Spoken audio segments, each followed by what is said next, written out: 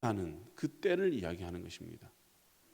즉 시인은 지금 대적들로부터 고통을 당하는 이때에 하나님의 그 은혜로운 개입을 요구하고 있는 것이죠. 이는 자신이 모든 상황을 판단할 수 없으며 또 정의와 이 공의는 오직 하나님만 아시기 때문에 하나님, 오직 하나님만이 이 상황 가운데서 누가 악한 자이고 누가 하나님 앞에 설 수 있는 자인지, 누가 하나님 앞에 설 수 없는 자인지를 알 수 있기 때문에 하나님, 지금 하나님께서만 판단하십시오. 자기가 판단하겠다는 것이 아니라는 거죠. 이러한 그의 신앙의 모습이 7절과 8절에서도 나타나는데요, 악인들은 주의 목전에 절대 설 수 없음을 말하고는 자신은 의인이라서 하나님 앞에 서는 것이 아니라 오직 풍성한 하나님의 사랑 그리고 크신 은혜를 의지하여 하나님 앞에 선다라고 이렇게 이야기를 하고 있습니다. 이것을 뭐라고 합니까? 히브리어로 헤세드, 많이 들어보셨죠? 하나님의 은혜라는 것이죠. 여러분, 이 하나님의 은혜는 전제 조건이 있습니다. 무엇이냐면 하나님의 그 언약을 기반으로 하고 있습니다. 다시 말하면 하나님의 이 헤세드, 이 은혜를 받는 자는 하나님 믿지 않는 사람이 아니라 하나님의 그 은혜를 입은 자, 다시 말하면 하나님의 그 언약과 언약의 그 언약을 맺은, 하나님의 언약을 맺은 그 백성들에게 하나님은 헤세드의 은혜를 베푼다는 것이죠. 그렇기 때문에 이 은혜를 받는 자는 바로 이 언약에 충성하는 자다, 이렇게 볼 수가 있습니다. 쉽게 말해서 하나님의 그 은혜와 크신 사랑은 하나님의 그 언약 안에 거하며 이를 지키는 자에게 하나님은 은혜를 베푸신다는 거죠. 그렇기에 그는 이렇게 고백을 합니다. 주의 집에 들어가 주를 경외함으로 성전을 향하여 예배를 드립니다. 지금 악인들은 나를 괴롭히고 있지만 내가 행할 것은 그들에게 똑같이 대적하는 것이 아니라 나는 주를 경외함으로 성전에 들어가서 하나님께 예배를 드리겠습니다. 이렇게 이야기를 하는 거죠. 여기서 예배를 드린다는 것, 이건 무엇입니까?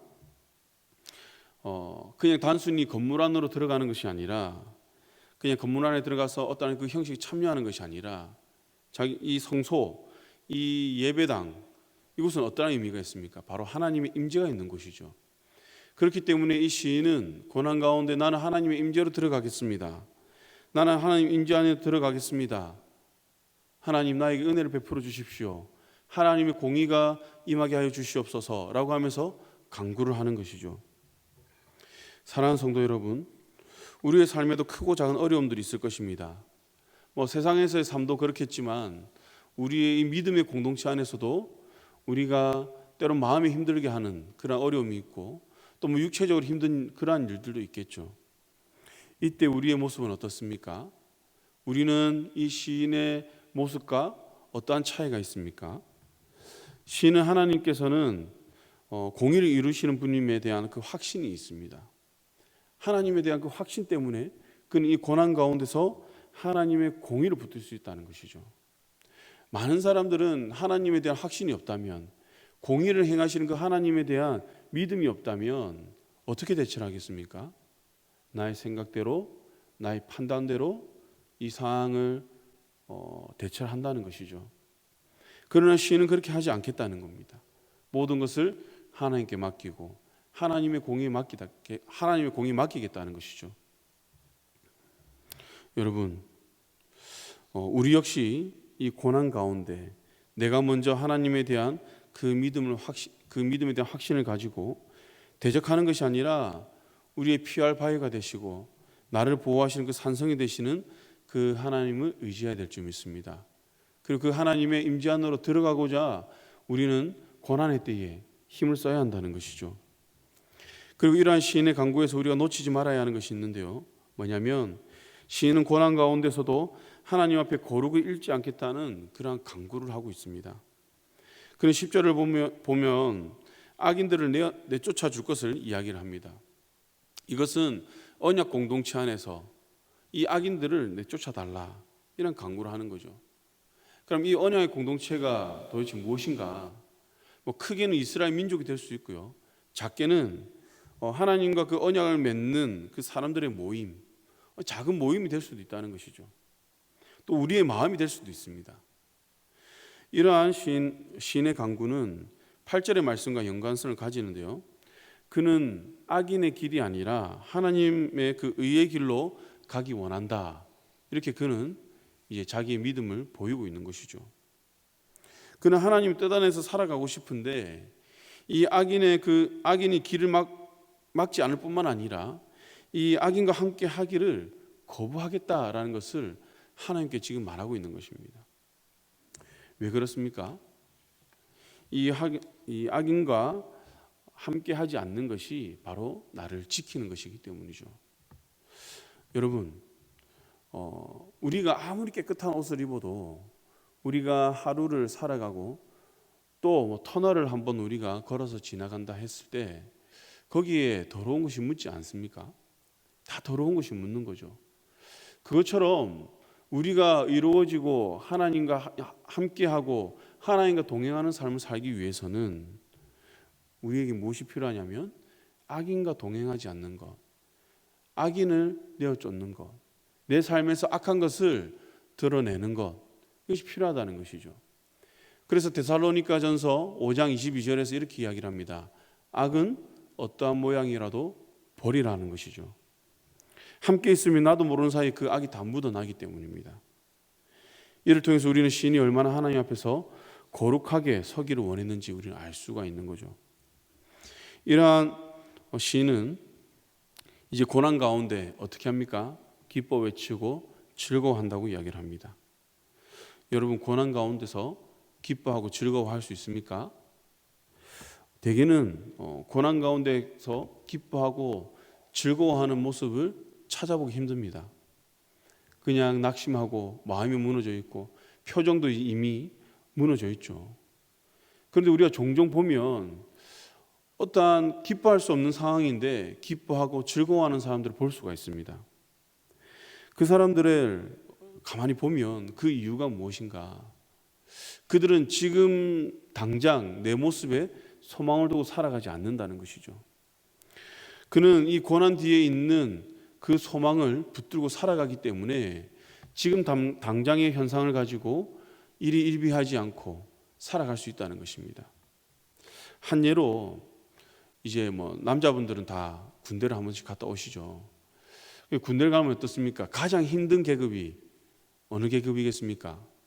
이등병과 일병이죠. 지금은 상병, 병장 힘들다고 하는데 이등병과 일병은 그냥 군복 입고 그 자리에 있는 것만으로도 힘이 듭니다.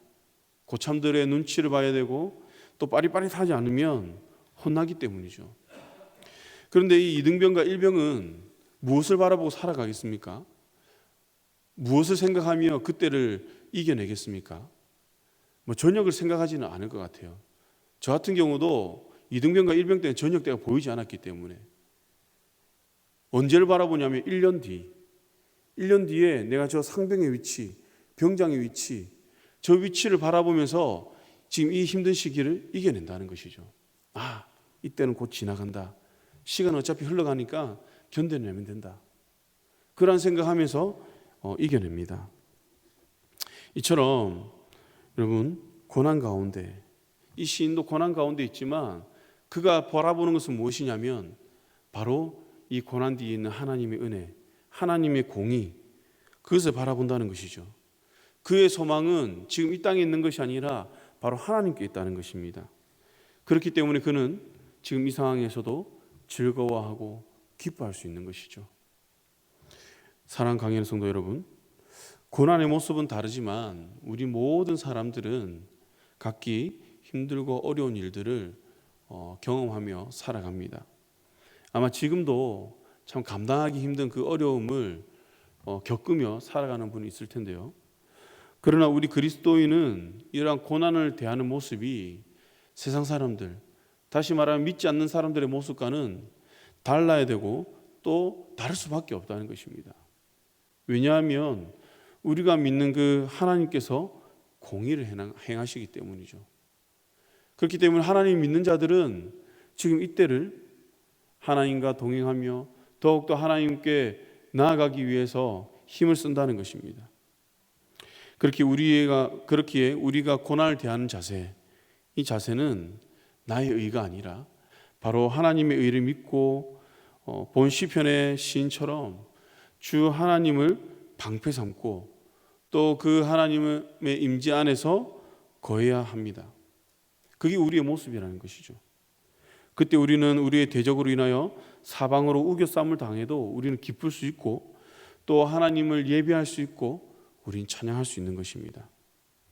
우리 강연의 성도님들은 이와 같은 시인의 모습과 같은 이러한 신앙을 가지고 이 세상을 능히 이길 뿐만 아니라 지금 내 앞에 당면한 이 고난과 이 어려운 문제에서도 의연히 대처하며 그 무엇보다도 이 고난의 시기, 이 힘든 시기에 나의 신앙이 무너지는 것이 아니라 더욱더 하나님의 그 거룩을 의지하며 그 하나님의 보호하심 안으로 들어가고자 애씀을 통하여 나의 믿음이 더욱더 견고해지고 하나님을 더욱더 알아가는 그런 은혜가 있기를 주님의 이름으로 간절히 축원합니다. 기도하시겠습니다.